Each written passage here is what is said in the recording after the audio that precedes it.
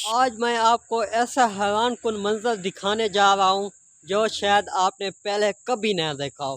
तो चले मैं आज आपको ऐसा हैरानकुन मंजर दिखाता हूँ। दिखाने से पहले 1 2 3 गो। ये देखो, ये है कांटों वाला चूहा जिसे हम सेकी में जह बोलते हैं, लेकिन ये एक फीमेल है, तो हम इसे कह सकते हैं कि ये एक कांटों वाली चूही है जो अपने मुंह में अपने बच्चे को उठाकर कहीं और ले जा रही है। ये देखो, अभी मैं आपको करीब से दिखाता हूँ। ये देखो, इसके मुंह में इसका बच्चा है और काफ़ी स्पीड से ये अपने बच्चे को उठाकर लेकर जा रही है। और हाँ, ये किसी को काटती वगैरह नहीं है, बस इसके ऊपर जो कांटे लगे हुए हैं वो आप अगर इसे सख्त हाथों से पकड़ोगे तो कांटे जो हैं वो आपके हाथ में चुभ सकते हैं। जब मैं इसे पहली बार देखा तो मैं हैरान हो गया, ये क्या हो सकता है।